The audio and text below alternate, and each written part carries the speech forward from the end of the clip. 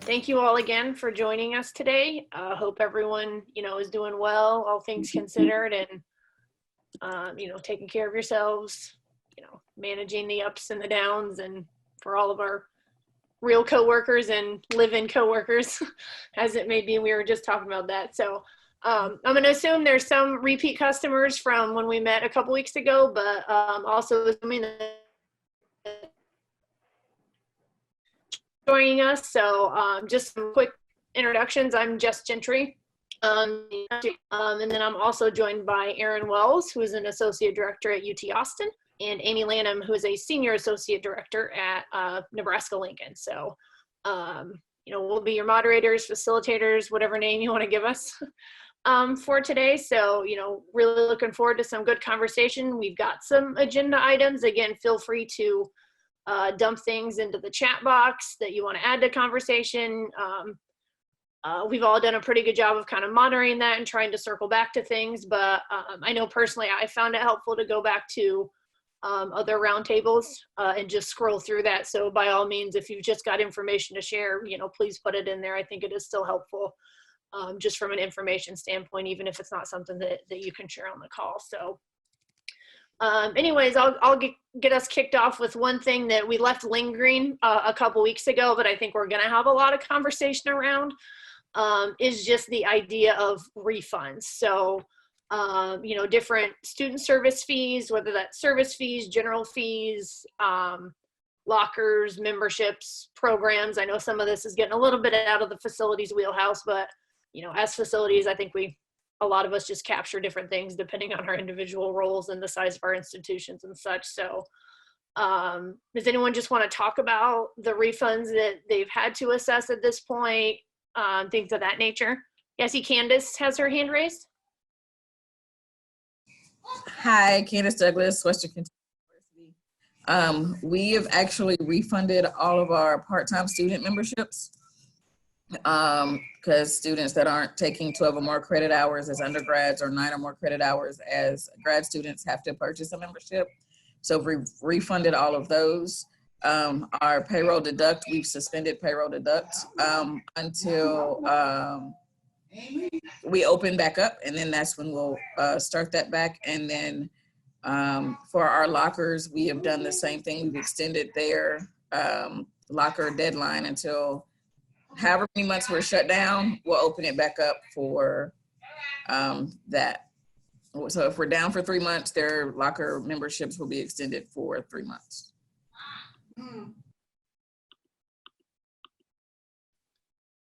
Thanks, Candace. Anyone else have info to share what their individual institutions are doing at this point? Feel free to also add it to the chat again so people read through it later. Hey everybody, Chad at Florida Gulf Coast University. We actually just sent our information out to our members today. Just put it in the chat as well, but I was curious if anybody else was offering the ability to kind of just freeze membership, kind of a credit on account situation to where when we do restore normal operation, we just kind of reinstate that membership for the duration period that it would have been given we didn't have COVID-19. Hey, this is Emily over at University of Missouri St. Louis. We gave them 2 options. So we let them refund their membership if they needed the money back then, just because financial times right now, people may need that money back in their pocket. But then we also offered to pause or freeze their membership. And if they froze their membership instead of getting a refund, we're giving them 1 additional free month once we reopen. So we're giving them that benefit so to keep them hopefully coming back. So we'll give them an additional free month. And then we are in the process of doing program refunds as well. So we had swim lessons, we had lifeguard classes, all that kind of fun stuff. So we're just doing straight refunds for those. And then we are just canceled our summer camps. So we are working through those refunds as well, which has just been great fun.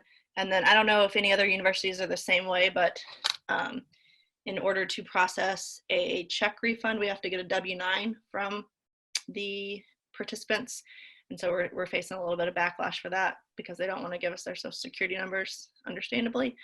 So that's one hurdle we're trying to jump over right now. I know we face the same issue with checks. I think under normal circumstances, it takes our campus about 6 to 8 weeks to process cutting a check. So that's been a challenge that we've experienced as well. Anyone else, any refunds, any info on refunds, how you're managing it, anything that might be unique, a creative way to kind of come up to try and recoup a little cost, like Emily mentioned, extending the membership for a month? How you doing? This is Chris from Campus Recreation at Temple University. I'm Associate Director of Facilities. We have a unique situation here. Our institution actually implemented a brand new policy this past year that if you are doing refunds, if a student has any open debt on their loans, any refunds processed in that student's name will go towards their loan debt. So we're trying to work with the Bursar's office to try to, obviously students need this money now, so that would be kind of unfair to force that money to go towards their loans. But really hoping that we're really pushing them to a voucher system. So most of our intramural participants we refunded have accepted the voucher credit to go towards next semester's intramural fees. So Jamie asked a good question. Is anyone did they make the active decision, and kind of what was the thought process behind not offering refunds? Like, was it under a certain dollar amount? Was, 90% of the program complete? Anything like that, if anyone made the active decision, you know what, this isn't something we're gonna offer a refund on.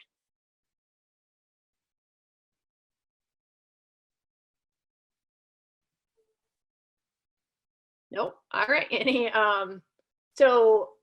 We've talked about memberships, in programs a little bit.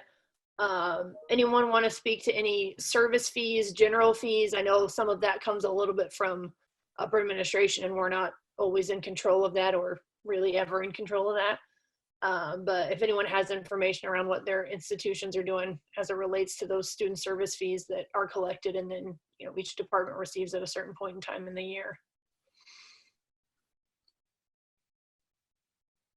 Yeah, so Michael Montgomery, Central Washington University. Our Board of Trustees reevaluated all the fees, and the rec fee was one of the few mandatory fees to stay in place, even though the rec center was closed. And so even some of our other fees, like the wellness fee, athletics fee, were discontinued for spring quarter, but ours stayed in place.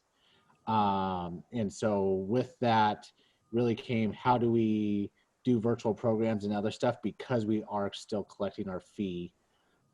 It is a mandatory fee tied to our bond. Is what are we doing with that? Because it was one of the few, and honestly, it's the biggest one that still applied to students.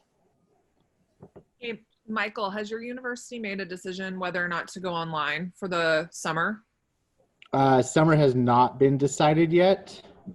We were one of the institutions where they basically gave us an extra week of spring break, and classes actually just started on Wednesday. Luckily, we are on the quarter system, so we didn't have to stop things mid-session. So that meant like our memberships and whatnot was kind of a real clean break-off point. But summer has not been decided, and we don't have any direction on our camp program either. I was just wondering if you go online for summer, if you're still going to get and you probably don't know the answer to this, if you're still going to get that fee from the students. Our summer rec fee is mandatory as well. And so I would assume if we're getting it for spring, that would be the direction for the summer as well. Ashley Miller, University of Minnesota. Our Board of Regents just decided to prorate our student service fees from spring break through the end of the semester. So students will be getting 100% of their RecWell refund, or their RecWell student service fee refunded to them. I think the rest of the student service fees is like 50%, because that includes our counseling center, our health services, and some other services that are still available online. But since we're closed, they're getting that money back, and we are going online over the summer. And so I'm not 100% sure right now, but I'm guessing that we won't be getting fees over the summer either. Hey, Jess, did you see that question from Sean? Yeah. So Yeah, Sean from Canada. Disclosures. Yeah, sorry, Jess. Oh, go ahead, Amy. So there's a lot of chatter on the notes here about people actually having a date that they've been told that they would open back up. So is there any institution out there that knows when they are going to be closed until, or if they've been given kind of a, this is when we anticipate start being opening again?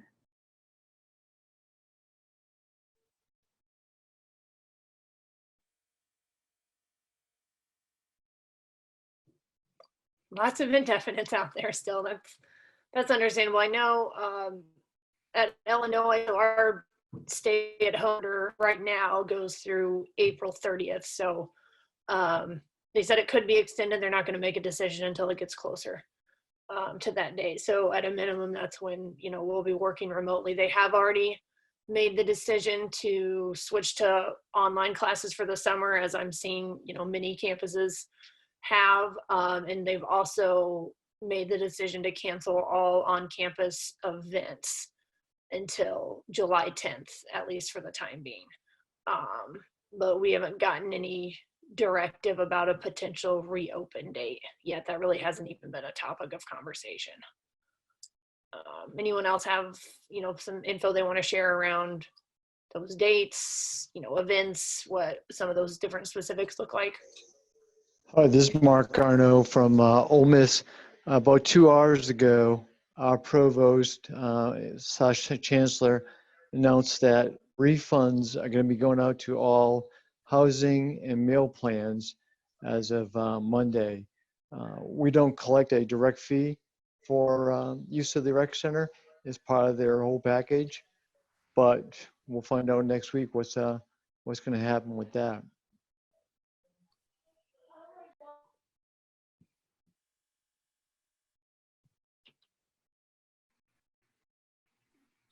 Anyone else with, you know, anything? Has anyone made any plans for the summer yet, even if that's just virtual? If you haven't been given that information, I realize it's really challenging to do, but, you know, if, you know, trying to forecast ahead about what, you know, these big ifs, what conversations your departments have had around these kinds of things.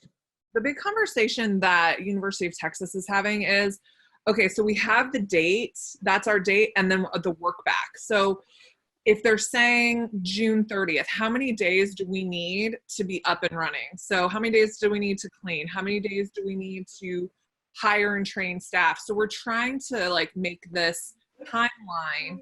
If we have the date out there, what do we work back? That's kind of where we're just trying to come up with a plan for once they do lock in a date, which I don't think is going to be Jess. Hey, Jess, this is Adam from Facebook. How's it going? Good to see you. Hey, Adam. I know it's been a while, and I know at the same time, too, my world is a little bit different than the university world that I've been used to in the past. But I will say that one of the things that our community is really building into is obviously what that plan will look like when we get back into the building.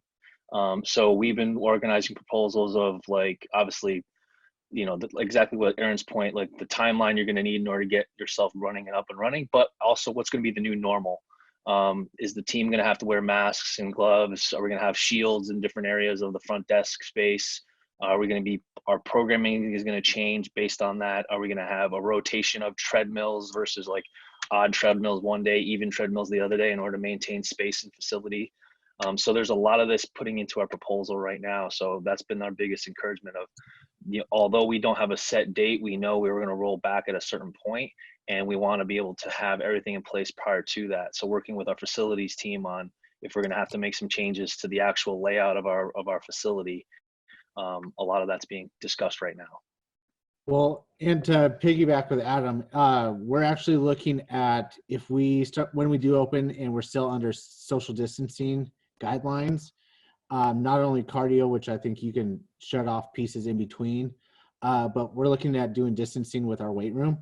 And so we're actually exploring what does it look like to take a whole court offline and move selectorized equipment out, so we can guarantee distancing should and when the rec center opens back up, that we can have that offering. So talking about laying subflooring, a ground cover and that kind of stuff, and then putting equipment out there That way it's all spread out and not just packed in the weight room like we have in so many of our facilities. I'm from McGill University in Montreal, Canada. And we're working a little differently here. We actually wait for the provincial government to tell us what's going on with our university. Right now, activities and sporting events are all shut down in Montreal till July 3rd. That's just for last festivals, everything. So the university has an emergency team, and they meet and they wait. Right now, the university is closed to May 4th, but we haven't been adjusted to the new dateline, right? So a very interesting situation also. What we are working in athletics is our forecast for 2021. I'm sure many of you are working on that, your budget forecast. That means how much money we're going to lose, how much we've already been told to take away 3 to 5% of our non-salary budgets to start helping the situation out. Any feedback from out there?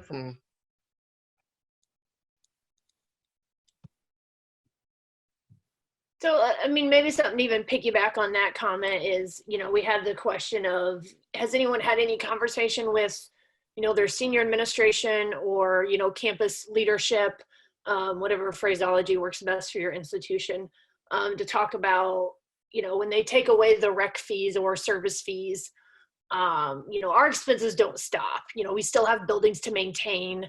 You know, obviously we still have staff that we need, but, you know, kind of to a similar point, you know, has anyone engaged leadership in that conversation? Has leadership, you know, engaged down in that conversation to start looking at those things? You know, and what does that look like if you have?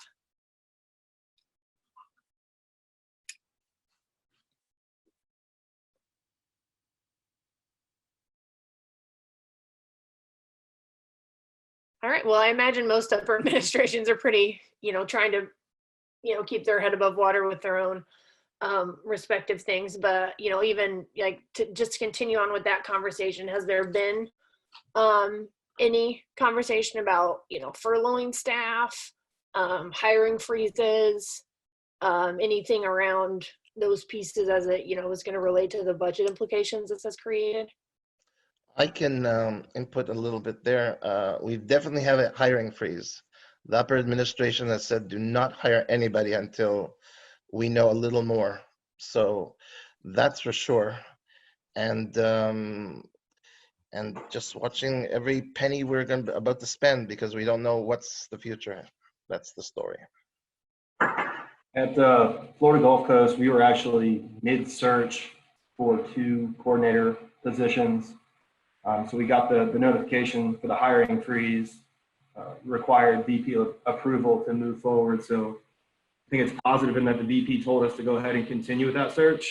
Of course, like lingering in your mind's furlough. I think everybody probably has that lingering in your mind a little bit, but I think the outlook here for now, short term at least, is positive in that we're still continuing both of those, you know, coordinator searches at the time. At ECU, we're on a hiring and raise freeze, but for our student employees, we are opening applications so that they can interview. And then once that's lifted, we already know who we want to add to payroll and things like that. We were looking for coordinators for aquatics, and that is now frozen. But we are paying our student employees for the month of April. We just took the average of all their hours in February, and whatever they made in the 2-week span is what they're getting paid through the end of April. And then after April, no telework's allowed for students. So, you know, to kind of shift on that student piece, we talked a lot, and I'm sure there's been conversation in other roundtables as well about different ways that we've been trying to be creative with our students, whether it's online trainings, excuse me, different remote work, whatever. So, you know, now that we're 2 weeks, you know, at least removed from that, how has that been going for everybody? What's the engagement look like? What have been, you know, some of the successes? What have been some of the things that, you know, have had to been reevaluated?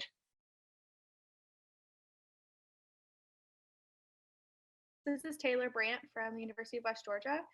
So we are also currently trying to hire student facility assistants. And last week we went on Instagram Live for 2 hours, and we just answered basic questions about how many hours a week students can work. And we just kind of did an online recruitment session that was pretty successful, but our application numbers have decreased significantly throughout this time because we are trying to hire for the fall semester, not for summer. But the online recruitment has been working really well for us so far. Great. At ECU, right now we're kind of looking internally for those leadership positions. We haven't really extended out past whoever's working, but I've come up with a few trainings, things like knowing our EPMs and scenarios, practicing filling out accident report forms. I did like a TV show activity where they would do an accident report on, a character in their favorite TV show. So I did The Office when Meredith got bit by a bat. So it's a little fun and kind of takes the mind off of like homework, things like that. For their telework, since they're still getting paid, they're hourly, it's not necessarily going to add to it, but we did say that if they completed telework, just to, do it at their leisure, because I know school is stressful with the transition to online, but also when we do open back up, the people who did complete their telework and did a good job on it, they're going to be, thrown ready to get hours compared to others, especially because they kept their mind active and in the rec center while social distancing was going on. One of the things that Florida Gulf Coast that we've done is, with me specifically, our building was brand new. We were open for all of about 2 months. So we didn't really have a lot of background to do manuals and things along those lines that, take a little bit of time to do. So one of the ways that I'm engaging the staff and as a whole team, I think we're doing a good job, is using Microsoft Teams to kind of break them up into some virtual teams and utilize this time to kind of do some of those things that the daily grind when we're open and things are just happening that we're unable to do, or just the daily grind gets in the way of. So that's one of the things that we're doing, and also trying to prepare for some remote training, kind of that work backwards piece that you were talking about, Erin, where we want to do training and get ready to do our best, put our best foot forward to reopen, but how do we do that if we can't have students necessarily back on campus yet? So kind of what we're working on at the moment. Hi, this is Monica from University of West Georgia. Aside from the suggestions that everyone else was already doing with their staff, we normally do our semesterly evaluations. So for the upcoming week, we have them doing peer evals, self evals, and that would count as hours for their telework. Additionally, they have the opportunity to go through all PowerPoints for trainings and can add comments on there. And then they also have a form. One of our areas is doing a form where they could submit ideas for that area. Any ideas that they've always wanted to suggest, never had the opportunity to, or didn't feel comfortable in how they would implement that idea.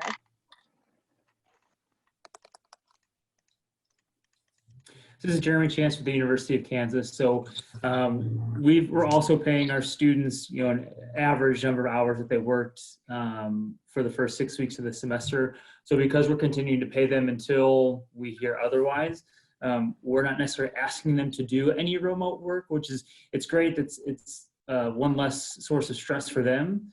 But on the flip side, we're kind of we're not necessarily being told we can't engage with them, but we're not asking them to do any work. So I'm curious if other universities who are continue to pay students without asking them to do work, are you still able to kind of engage? I'm trying to do it casually through text or FaceTime and kind of check in with them, and I'm curious if others who are still paying their students without any work, how y'all are still engaging your group. Matt Shilling, University of North Carolina, Charlotte. Hey, Jeremy, how are you? Good to see you. At Charlotte, we are still paying our student employees. We have come up with kind of a calculation averaging their February hours, because that was our best month as far as no interruptions in operating hours, nothing really going on that would change our staffing patterns. So we're paying them those average hours every 2 weeks.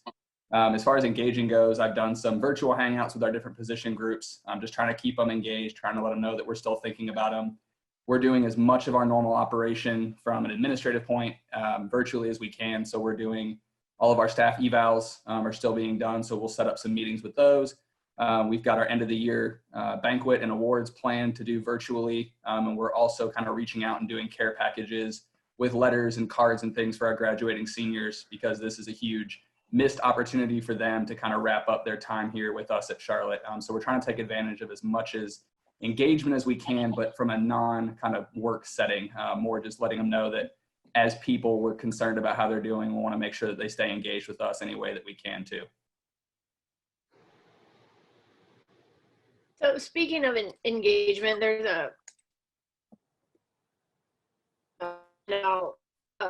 just topics as far as managing through an online training or online quizzes. What have been some of the things that have worked well, topic wise, and kind of how do you go about, facilitating that?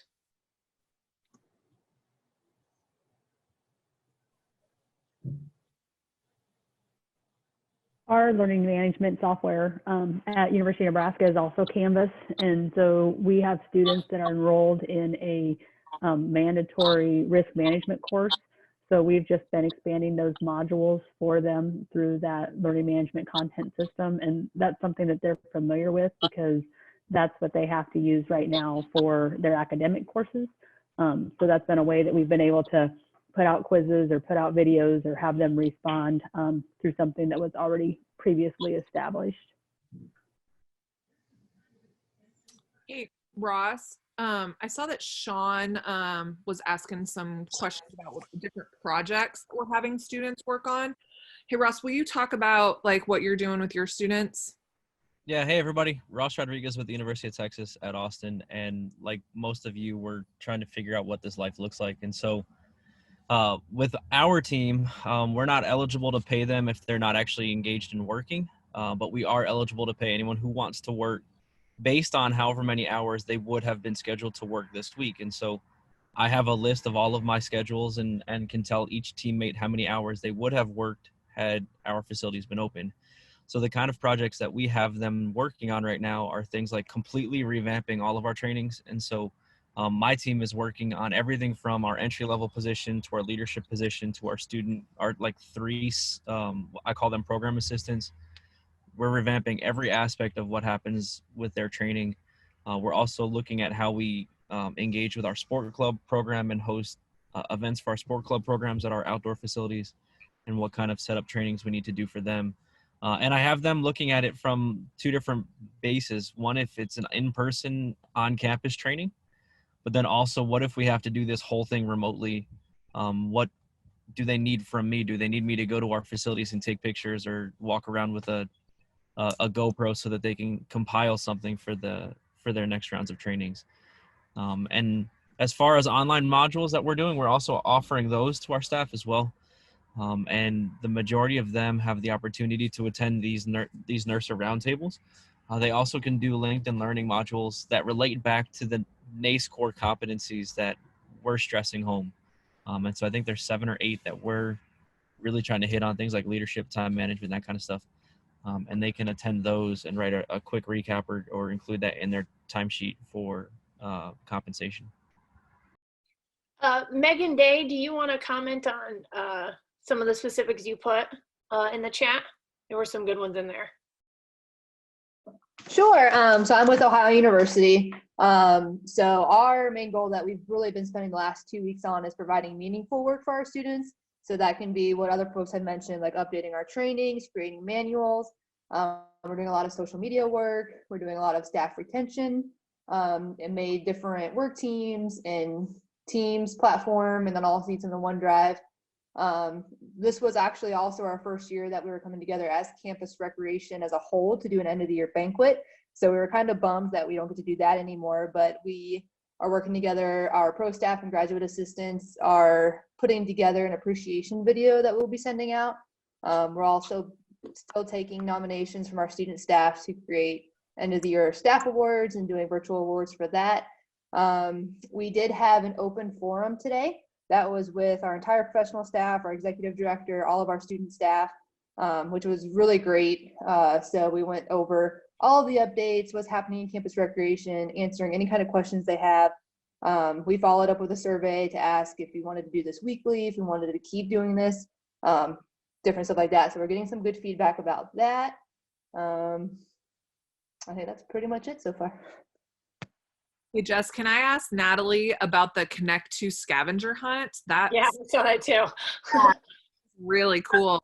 Okay, so we use Connect to at our facility, and we have like our EPMs on there, our scenarios, any important information, procedures, and policies. So when I was doing training with my facility managers, I noticed that they knew exactly what to do and what form that they needed, but they couldn't remember exactly what to click on to connect to get there. So we're doing a scavenger hunt with riddles of important things that they might need to know, like the ECU PD phone number, maybe electrician if they're outside and the lights don't turn on, HVAC. And so they'll have a little riddle, and then they're gonna have to tell me what exactly they click on the Connect to app to get to that information, and then what page it's on, so that if there is an emergency when we finally get back on shift, they will be so quick with it and know exactly where it is. And then also for aquatics, it works for the American Red Cross manual. If you did like not too fast, not too slow, it's just a minute, but at what tempo, then you know it's 100 to 120 compressions, and they have to say what page that's on. That's really cool. So it's come up a little bit in the comments, and some of you all have mentioned it as well. But what's everyone doing just kind of as their end of year recognition? I know we all, typically do something, but how is everyone, managing that over the course of the next few weeks, and what plans do you have?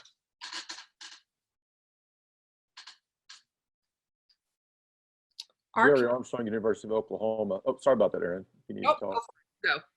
We're actually putting together a video from each area. Yeah, it seems to be one of the best things, and it's not going to be where somebody, if there's a personal relationship with some of our staff, we've told them, let's just make a video that we can recognize all of our seniors, the accomplishments and things like that, more of a general purpose video, so they can leave at least with something like that. Because at the University of Oklahoma, they're doing a virtual graduation ceremony on the 8th of May. And so that's where we're going. And then it will be sent out, since we've got different areas that we're trying to get our intramural staff, our facility staff, our aquatic staff. They're all kind of doing their own thing.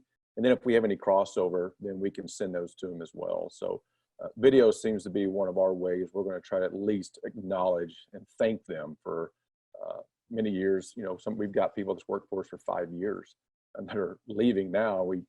It's kind of difficult to say goodbye, remotely like this. So that's been what we've determined is going to be our best course of action.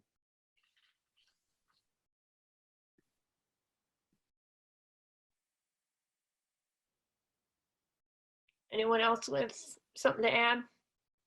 I actually have a question, and I'm going to plead ignorance on this, but what platforms are people using to get that content to their students? I've heard people using Twitch, screen sharing with Zoom. Is there any other things that would be worth sharing with the group that we could use as a tool?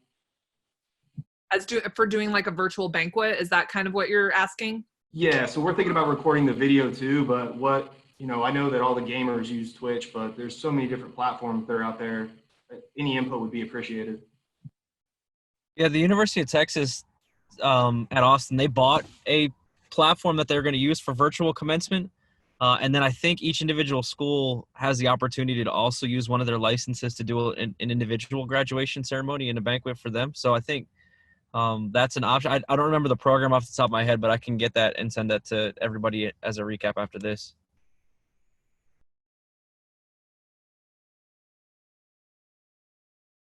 Facebook Live is another option that we're looking at doing it through, since most of our students follow our Facebook account. We're able to pre-record it or do it live on Facebook, and that way the chat's open so that they can join in during it.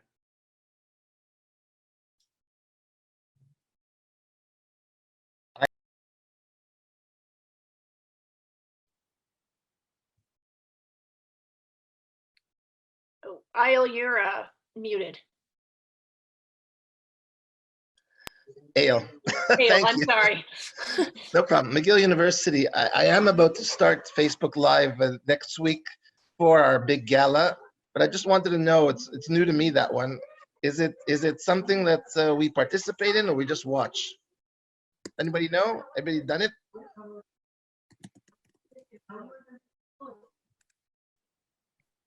Has anybody tried Facebook Live yet? I guess I can speak to that since I have kind of firsthand knowledge of it.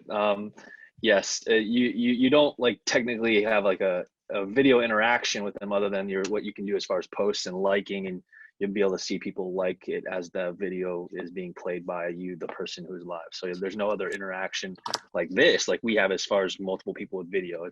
So you don't see, it's not a two-way video, it's only one way, but then it's a two-way as far as the communication and the texting and things like that. So yeah.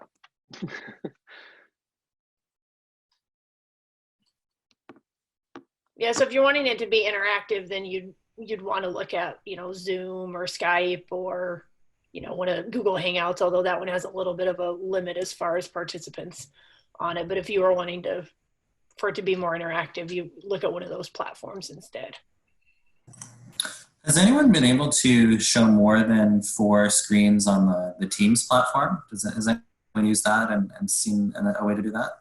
No, it's not an option for Teams yet. It's supposed to be coming with an update because of obviously the popularity of Zoom and then even Cisco WebEx. But from what I hear, it's supposed to be rolling as an update for Microsoft. They're beta testing it.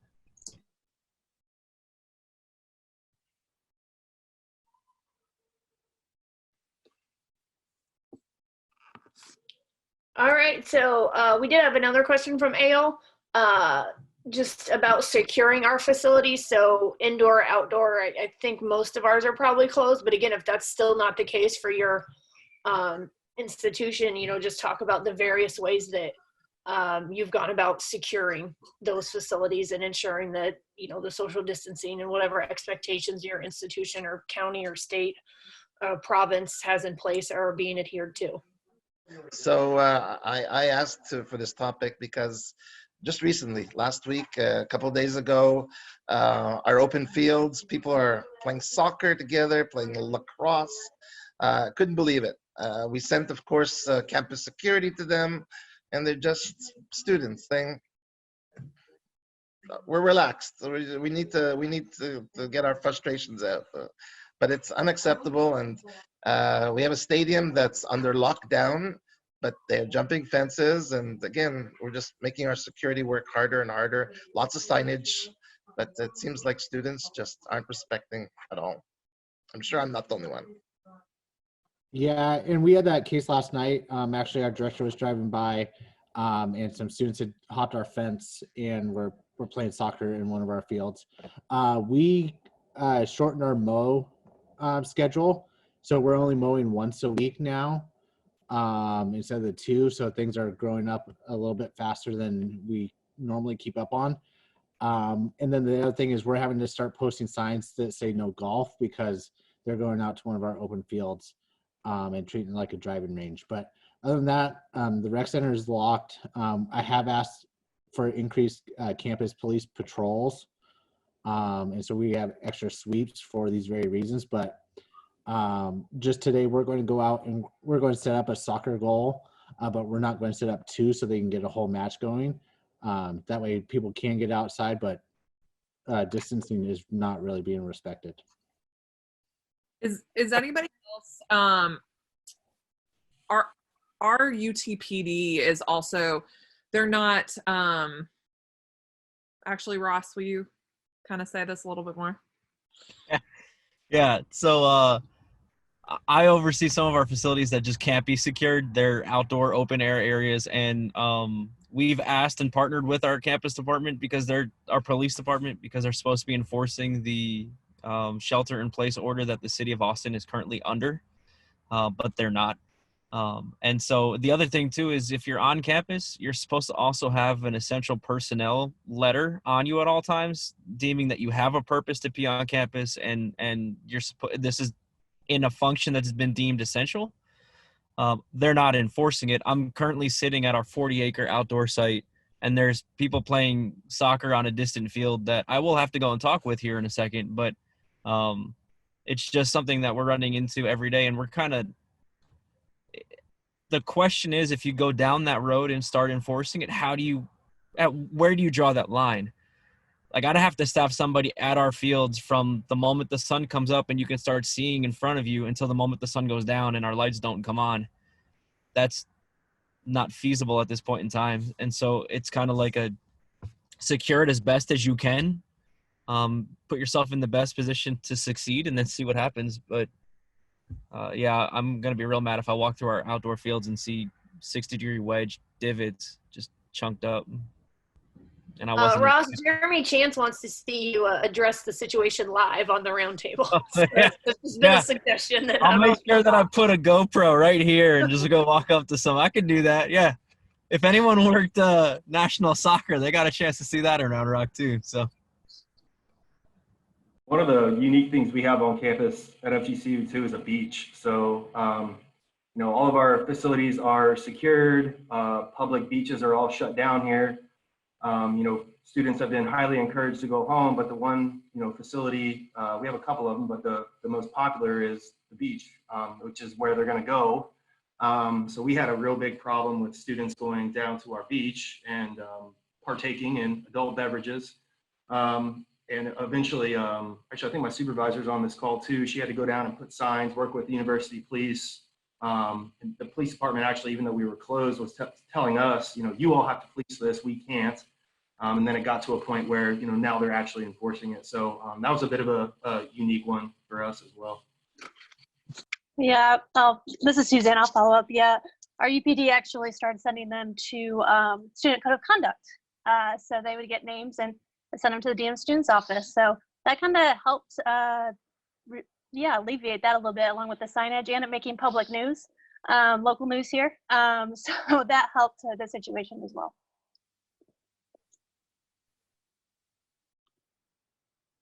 Yeah, for us, a lot of the people who come to our outdoor complex are actually faculty and staff. Since they live in the area in which this field is located, it's just out of the price point for most of our students. So they would in fact be getting criminal trespass warnings, which would keep our university police department busy for a long time. Hey everyone, Erin Martin at Troy University. I'm the coordinator for facilities and aquatics. With us being a smaller university, most of our students are gone. The largest problem I'm having with our open fields and stuff is locals in the community. So we've also had to pair it with our city police department to try to keep locals out along with our university police department. Hi, this is Stacy from UCLA. So I manage all of our outdoor facilities. So this has been a problem since like our first day of closure, because in addition to community, the city of Los Angeles has a lot of vagrants that are around. So we're now having to find creative ways to make sure we don't have people coming in and living in our outdoor spaces. We, at the very beginning, were having some issues with people breaking in, although some of our outdoor spaces weren't locked yet. And UCPD actually told us they're not actively kicking people off campus. So any spaces that are unlocked and open, essentially, they weren't kicking people off. We've taken creative measures to try and lock some of those spaces. Unfortunately, then we come back over the weekend and find cables that were cut with bolt cutters, fences that were clearly hopped over as they're now bent. So we've put up additional signage, and our staff that are visiting our facilities regularly are kind of monitoring it more. We have talked to our police chief and expressed our concerns. One of our facilities has 4 pools in it. So it's not even just an issue of people using the space, it's a safety issue that somebody could come in and fall into a pool and drown, and then that would be a bigger issue.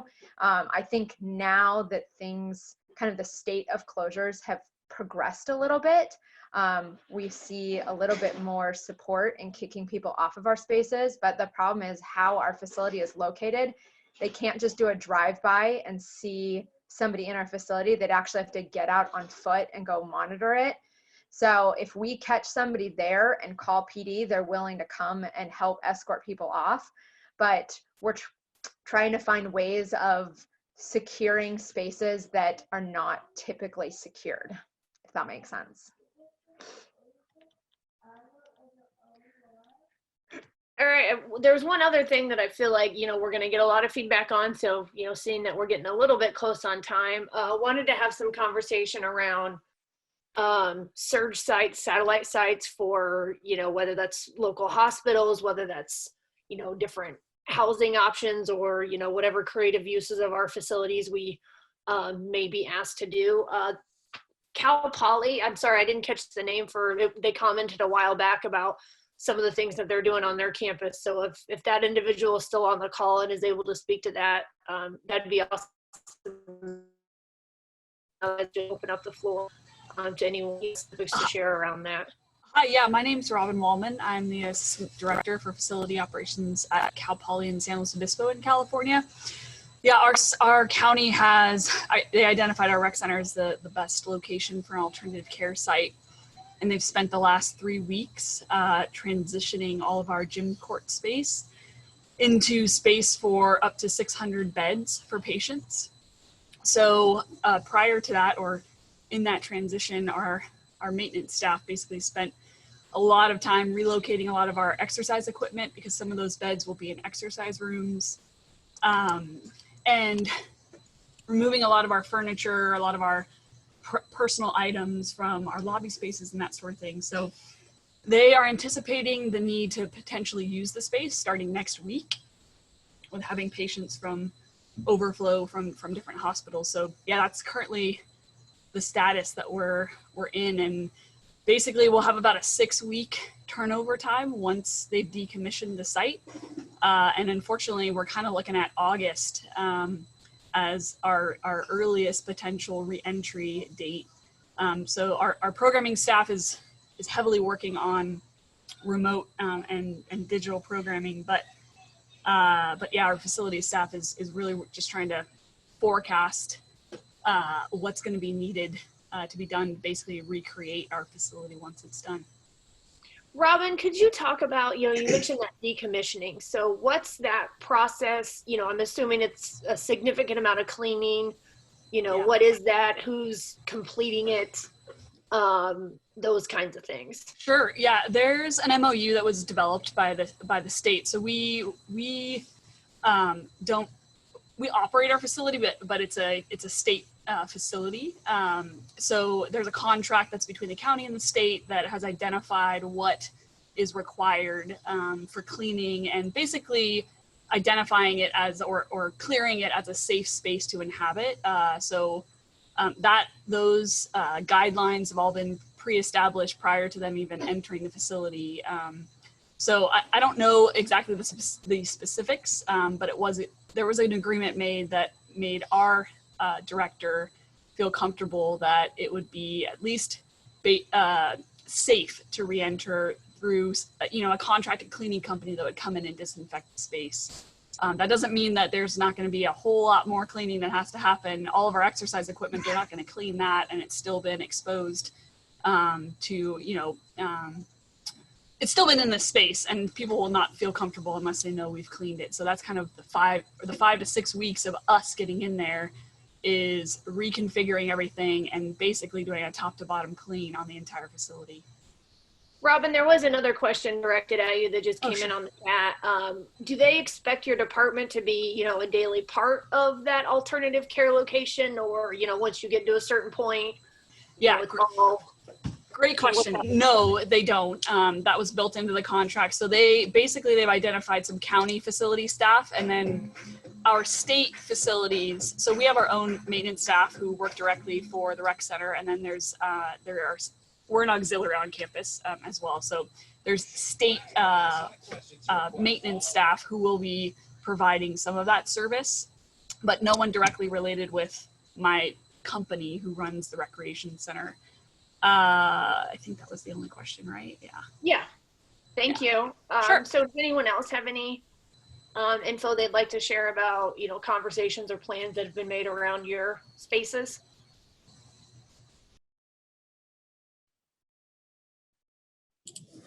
This is Bill Singleton from Oakland. We were identified as a site within Oakland County here in the state of Michigan.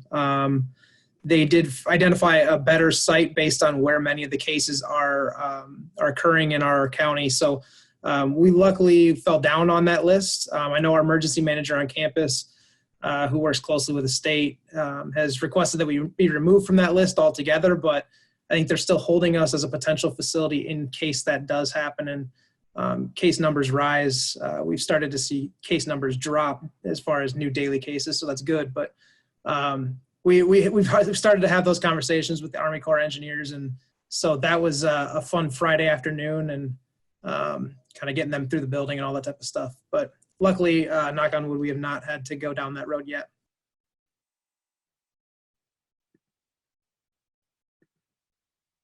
Anyone else?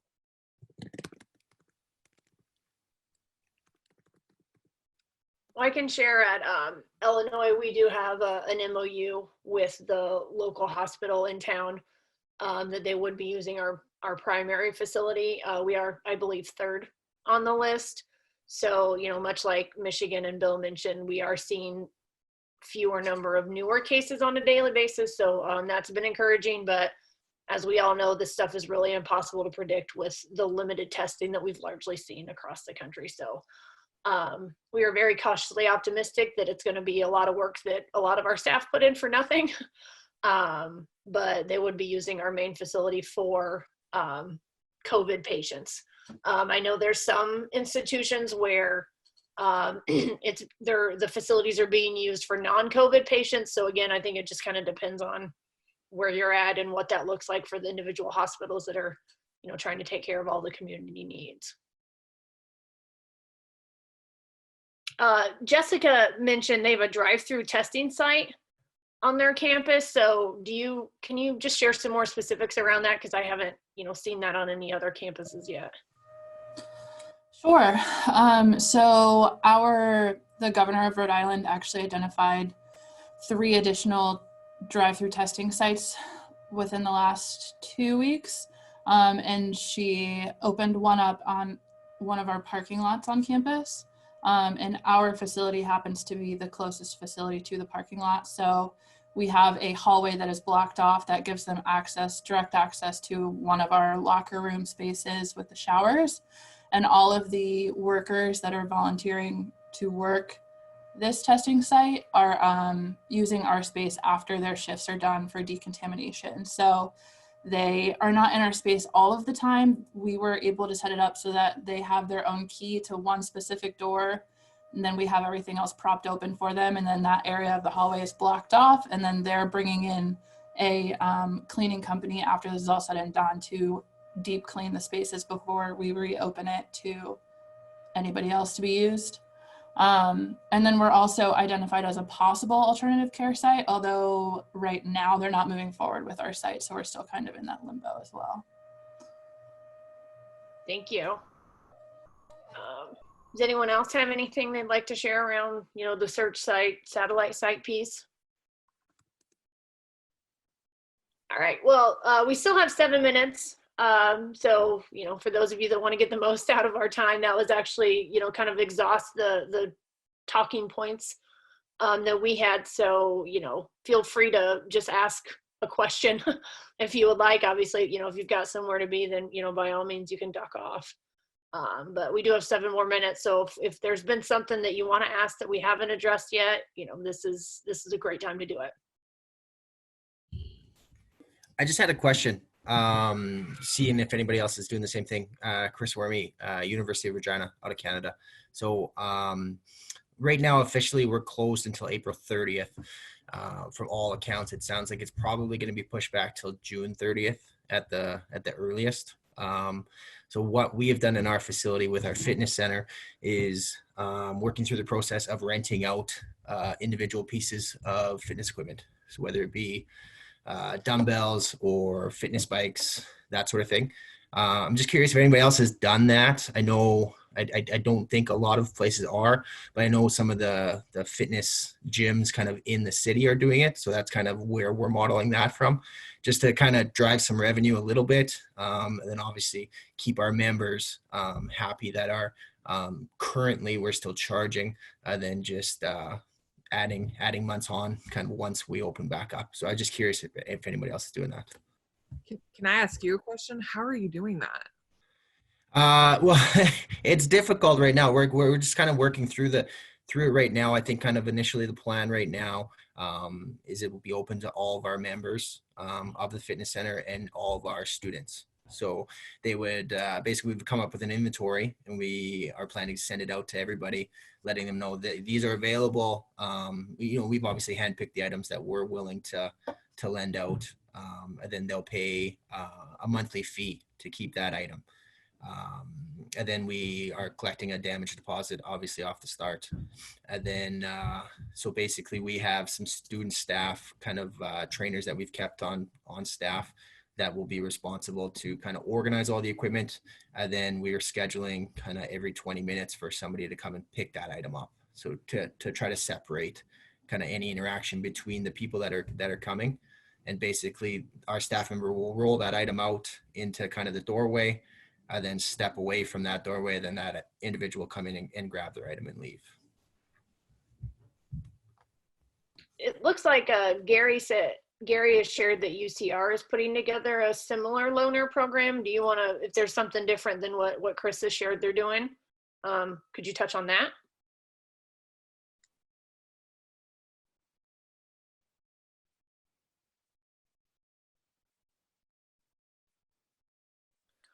All right, well, maybe we'll get that next time. Anyone else? We still have a few minutes.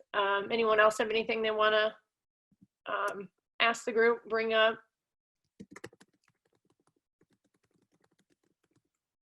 This is Nyssa Owen with the University of Miami, obviously one of the hotbeds for the virus. So all the different stores in the area, not all, but many, have installed the shields to protect the cashiers and whatnot, and they're requiring face masks if you go out at all in public as of today.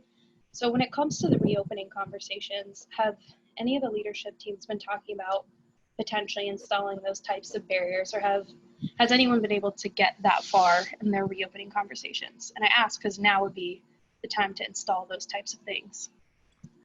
Yes, we have been having that conversation, and one of our facilities people is looking into getting that plexiglass. You can get sheets of plexiglass right now, but to get anything custom, can't do that, but we can get sheets of plexiglass, and we are looking into getting that right now.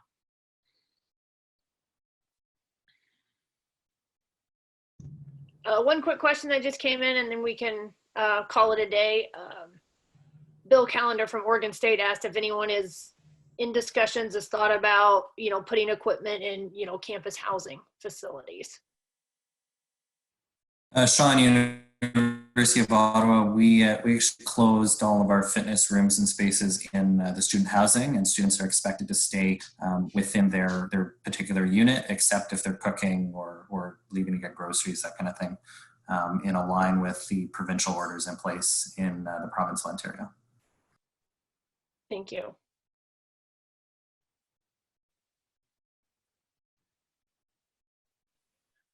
All right, well, we will call that good for today. We have actually been talking with Erin O'Sullivan in the NIRSA headquarters staff that we're going to select another date in a couple weeks to have a conversation. I believe it's going to be May 1st. Erin was confirming some things on their end. So, just periodically keep checking the virtual roundtable homepage that NIRSA has pulled together to see that. I imagine, things are going to change again quite a bit in the next 2 to 3 weeks. So while we're certainly always looking for new things to talk about, I think we can talk about the same things and it'll be an entirely different conversation. So thank you again, for all your conversation. It's great to see, it's great to hear. I know Erin has mentioned these roundtables, across the board have been really well attended and engaged in from our members. So glad to see everybody taking advantage of them and really just, leaning in and helping each other out. Not that I don't think any of us expected, any less than that, but, wish you guys all the best of luck. Hope things are going well, taking care of yourselves, all those kinds of things. So just have a good weekend and keep hanging in there. Bye.